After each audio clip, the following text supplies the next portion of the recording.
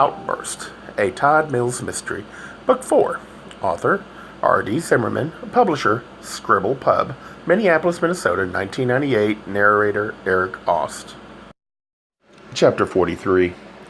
Like half-cooked oatmeal smeared across the tabletop, the sprawl of the Twin Cities went on, ruining the rolling landscape of what was once known as Black Dog, but rechristened in these days of mediocrity as Burnsville. It seemed to Todd that it was taking forever to get beyond the strip malls and acres of identical houses, slapped up all ticky-tacky.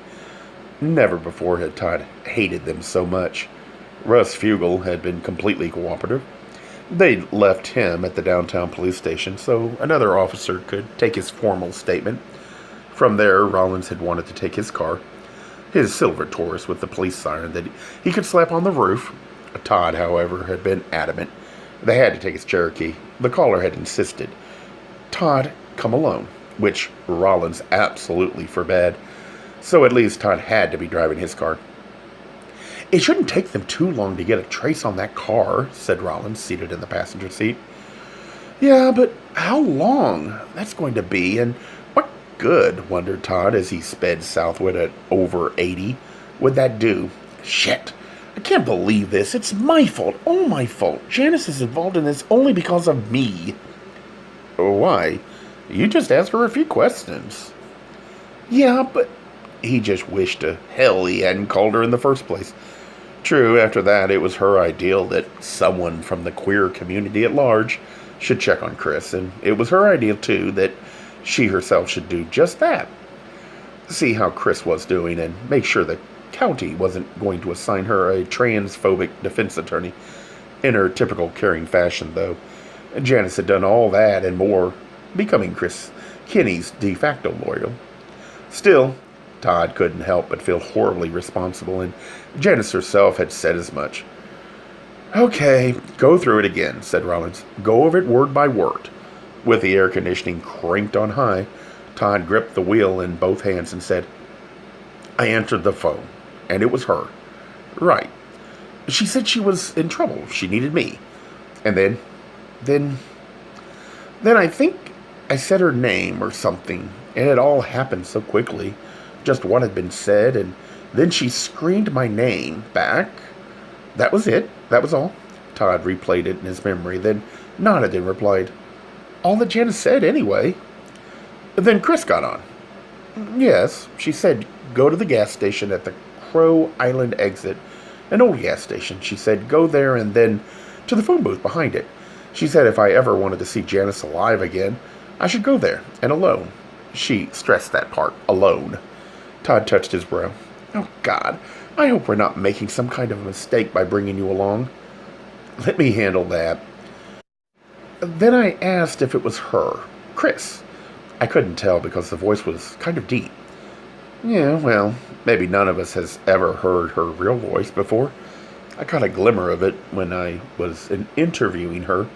It was deep, kind of hoarse-sounding." Glancing up the right side of the vehicle, Todd shook his head and said, "What the hell's going on?" "Oh, God, dear God," prayed Todd. In his mind's eye, he saw Mark Forrest, saw his body taking the bullet, the burst of blood. "Please, please, not Janice, not her too." "You don't think she's already hurt Janice, do you?" demanded Todd, his foot weighing heavier than ever on the accelerator. "Probably not, but who knows?" "This just doesn't make any sense," said Todd, pounding the steering wheel with one fist. "Why would Chris want to hurt her? Janice is a lawyer. Janice got her out of jail. It doesn't fit the other killings. The others were cops." "Maybe Janice figured something out." "Maybe. One thing for sure, it's not a plea for help." "No." And then, of course, the answer stared right back at Todd with grotesque clarity. "Aw, shit. I'm a witness. Chris has been setting this up, setting me up, all along. You know, feeding me the entire story. That's why I've been at all the right places at precisely all the right times." And as soon as he said it, he realized what it meant. This is not good. Not good at all. Chris called because she wants me to witness whatever she's going to do to Janice. Like murder her? He thought. Todd couldn't go any faster. The freeway narrowed from 3 to 2 lanes, transformed into Interstate 35, and became bloated with cars and trucks and semis.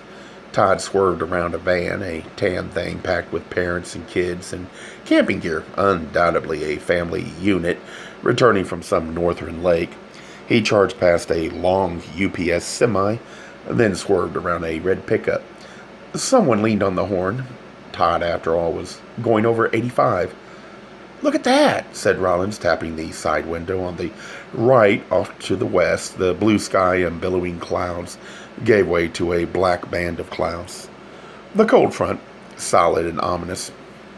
It was marching their way like some gigantic starship. Todd glanced over. Looks like the forecasters are going to be right for once. Yes, heavy rains, high winds, thunderstorms, and hail. A heavy mass of cold air was descending from the Canadian plains, sweeping across the Dakotas and descending upon Minnesota. Something big was going to hit. There was no doubt about that. Something that was going to do its damnedest to bulldoze out the thick tropical air now settled here. No doubt about it. This was primo tornado stuff. Todd just hoped to hell they found Janice before it hit. The urban sprawl finally gave way to corn, endless fields of green stalks as tall as a person and stretching as far as the eye could see. You could drive for days and days in almost any direction. Todd knew, and 90% of what you'd see in these Midwestern plains would be corn, corn, corn. And the sea of green fronds didn't now simply sway this way and that in casual summer bliss. No, all of it was bent to the east in a forced bow to Mother Nature's prowls and the storm she was brewing for the area. It was almost another 15 miles to the Crow Island exit, and when they finally reached it, Rollins pulled out his gun and hunkered down beneath the dashboard. Using a sheet they'd brought along for this purpose, he covered himself. Shooting down the exit ramp, Todd barreled down on a stop sign and slammed on the brakes. In a part of the country where entire regions from the Great Lakes on westward had been mapped out in a grid of vast and distinct parcels, Crow Island Road ran exactly east and west and exactly perpendicular to I-35. It wasn't much of a road, of course. 2 lanes, something that now stretched in either direction from farm to farm, and presumably eventually to some place with an island once inhabited by a tribe of that name.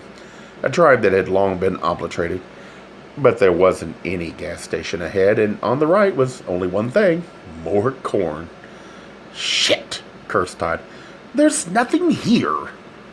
"Oh, what?" demanded Rollins, staying low. He looked the other way, then said, "Hang on."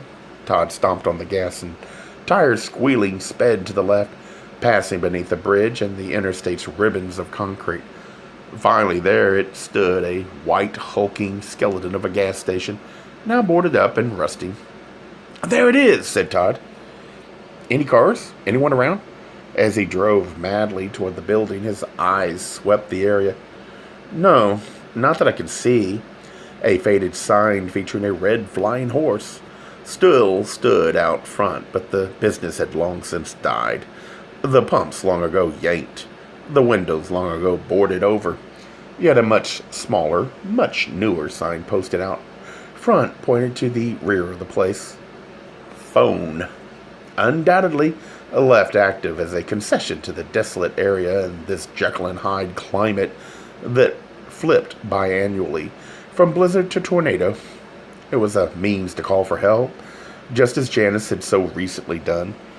Todd swooped down on the place, the rear of the Cherokee skidding as he drove off the road and around the building. "There's the phone." "Take it easy, take it slow," coached Rollins, still crouched and hiding. "Any sign of anyone or anything?" "No, nothing." He steered a definite arc toward the booth, then slammed on the brakes. Glancing quickly around, he then threw open the door and leapt out into the hot air. "Hello," called Todd into the thick, heaving wind. "Janice, anyone?" His eyes ran over the glass booth, or what remained of it, then scanned the building. Hurrying forward, Todd saw a couple of huge, rusty barrels, a door with a padlock on it, a small boarded window, some paper flapping, tumbling along, and behind him, and just off the concrete apron of the old filling station, corn as thick as an Amazon jungle. What the hell was supposed to happen now? Could someone be hiding in the building, crouched in the corn? "Janice!" he shouted as loud as he could. He turned back to the phone booth. Was he supposed to wait for a call and further instructions?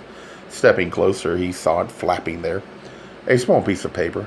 Todd tore it down. "Don't!" shouted a huge voice behind him. Todd froze. Emerging from the Jeep, Rollins said, "Don't touch anything!" "But..." Todd looked back, saw Rollins, his gun pulled, scanning from side to side as he rushed over. Yes, of course, fingerprints. Perhaps a shred of clothing.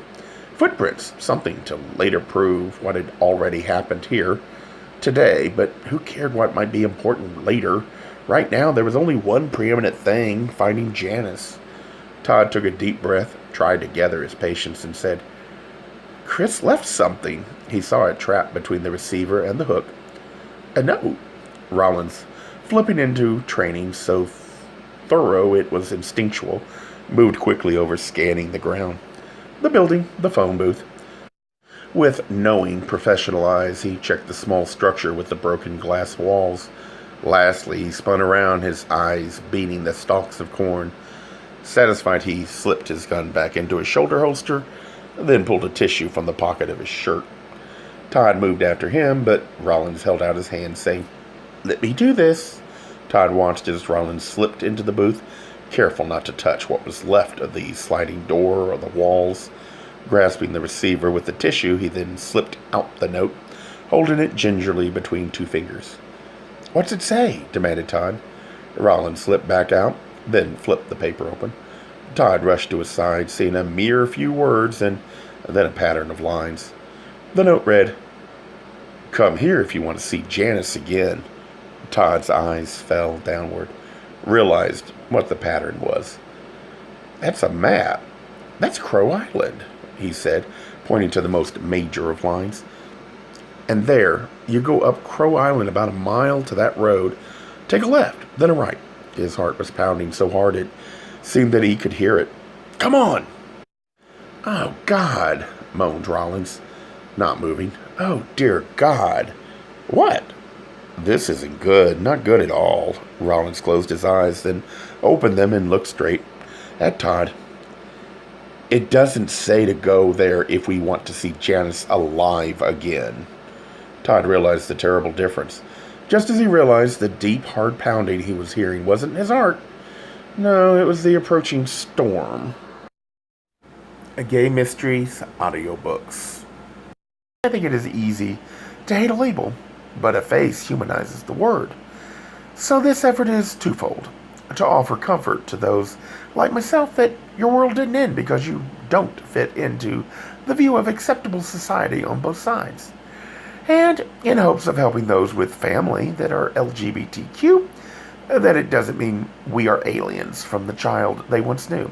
Reassure them so they can maybe be supportive at the same time, being true to their values.